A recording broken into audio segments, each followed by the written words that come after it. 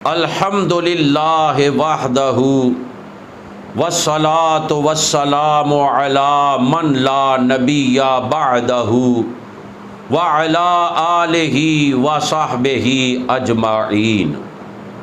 Social media پر یہ دیکھنے میں آیا ہے کہ اس دفعہ 18 ذی الحجہ کو کچھ اپنے آپ کو سنی کہلوانے والے مولانا حضرات کی جانب سے بھی اس طرح کی تقریریں کی گئیں کہ وہ عید غدیر کی حمایت ہے۔ کچھ لوگوں نے اس کی حمایت میں پوسٹنگ بھی کی اور عرفان شاہ مشہدی صاحب نے تو کیک ہی کاٹ ڈالا، اگرچہ ان کا یہ عمل عین 18 ذی الحجہ کو نہ تھا، چند روز قبل تھا۔ نام جشن ولایت رکھا اور عین 18 ذی الحجہ کو اس کی ویڈیو کو اپلوڈ کیا۔ بہر صورت عرفان شاہ مشہدی صاحب کا یہ عمل عید غدیر کی تقویت ہی کا باعث ہے۔ اعلیٰ حضرت امام اہل سنت مجدد دین و ملت نائب غوث اعظم مرشد اہل سنت الشاہ احمد رضا خان علیہ رحمت الرحمن فتاوی رضویہ شریف کی 30ویں جلد صفحہ نمبر 72 پر فرماتے ہیں، حکم دو قسم ہے، ذاتی کہ اس کے نفس ذات کے لحاظ سے ہو، اور عرضی کہ بوجہ عروض عوارض خارجیہ ہو۔ تمام احکام کے بے نظر سد ذرائع دیے جاتے ہیں جو مذہب حنفی میں بالخصوص ایک اصل اصیل ہے۔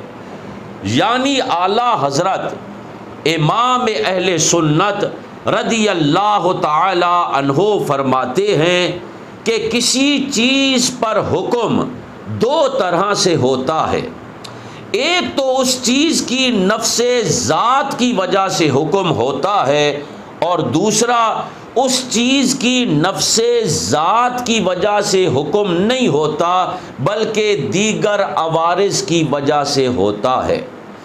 اعلیٰ حضرت امام اہل سنت کی یہ بات انتہائی قابل غور ہے کہ آپ فرماتے ہیں فقہ حنفی کے اصولوں کا اصول ہے کہ حکم بنظر سد ذرائع، یعنی فتنوں کے راستوں کو بند کرنے کے اعتبار سے حکم دیا جاتا ہے۔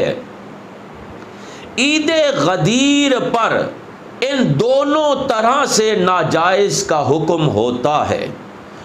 اس کی وجہ یہ ہے کہ عید غدیر کی بنیاد ایک باطل عقیدہ اور ایک اختراعی نظریہ ہے۔ ہوا یوں کہ 18 ذی الحجہ کو غدیر خم کے مقام پر پیارے مصطفیٰ کریم صلی اللہ علیہ وسلم نے حضرت مولا مشکل کشا علی المرتضیٰ کرم اللہ تعالی وجہ الکریم کی عظمت و شان کا بیان فرمایا۔ ترمذی شریف کی حدیث نمبر 3713 ہے، فرماتے ہیں من کنت مولاہ فعلی مولاہ، یعنی جس کا میں مولا ہوں تو علی بھی اس کا مولا ہے۔ ہر سنی حضرت مولا مشکل کشا علی المرتضیٰ کرم اللہ تعالی وجہ الکریم کو مولا مانتا ہے، ان کی محبت کو ایمان کا حصہ جانتا ہے، مگر اسی حدیث کے پیش نظر اہل تشیع حضرات یہ کہتے ہیں کہ یہ 18 ذی الحجہ کو غدیر خم کے مقام پر پیارے مصطفیٰ کریم صلی اللہ علیہ وسلم نے حضرت مولا مشکل کشا کی خلافت بلا فصل کا اعلان فرمایا ہے۔ یہ بالکل باطل نظریہ ہے اور اختراعی عقیدہ ہے۔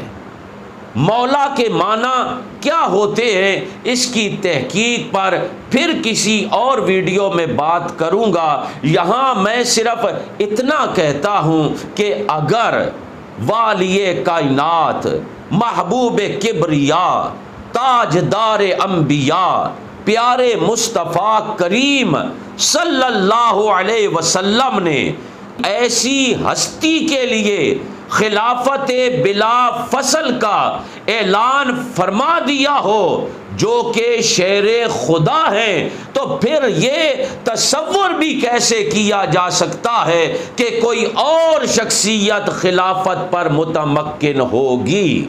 یہ بالکل بے بنیاد نظریہ ہے۔